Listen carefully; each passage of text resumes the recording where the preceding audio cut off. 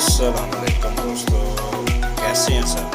उम्मीद करते हैं सब दोस्त खैर आफियत के साथ ठीक ठाक होंगे। जी तो दोस्तों, अभी अभी एक पट्टी बैठी थी तो सोचा क्यों ना भाइयों के साथ भी इसको शेयर किया जाए। अभी लड़का इसको पकड़ता है तो आपके साथ इसको शेयर करते हैं।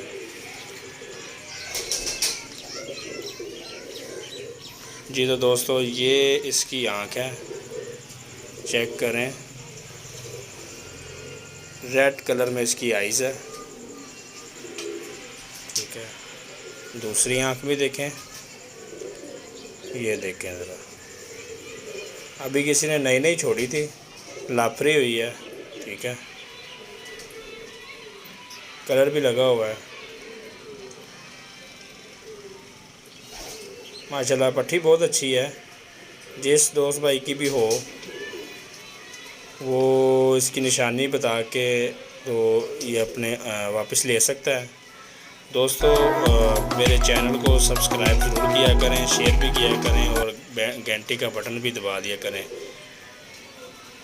ये तो दोस्तों, उम्मीद करते हैं कि आपको वीडियो बहुत पसंद आई होगी। इंशाल्लाह अगली वीडियो में आपके साथ फिर रब्ता होगा। तब तक के लिए अल्लाह हाफिज़।